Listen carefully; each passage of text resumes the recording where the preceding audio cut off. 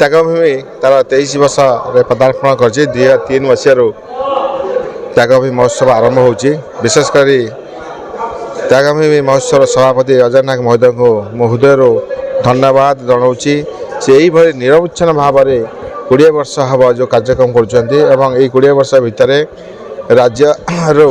एवं भद्रक विभिन्न क्षेत्र में कृतित्व अर्जन कर व्यक्तिविशेष कला साहित्य सांबादिकता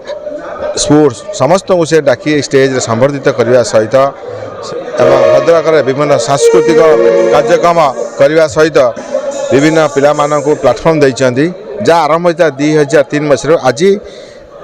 से ही परिप्रेक्षी विभिन्न संस्था भद्रक अनुष्ठित होती विभिन्न सांस्कृतिक कार्यक्रम हो मूल हूँ 2003 कर त्यागभूमि महोत्सव। देखो त्यागभूमि जिला महोत्सव 2003 आरंभ होता एवं आज पर्यंत चली आज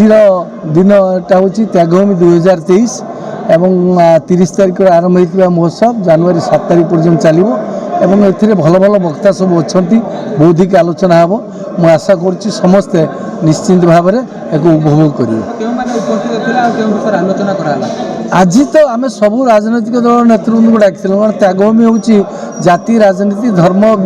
वर्ण निर्विशेष एक अनुष्ठान जो अनुष्ठान बैनर तले सबू राजनैतिक दल एकत्रित होती या अन्य कौटी देखा जाए निरा एवं सारा ओडिशा रे एकमात्र जगह हूँ भद्रक जो त्यागभूमि तरफ जो मशाल यात्रा हुए ओडिशार अन्य कौन जगार शहीद मान के उद्देश्य मशाल शोभा यात्रा हुए ना।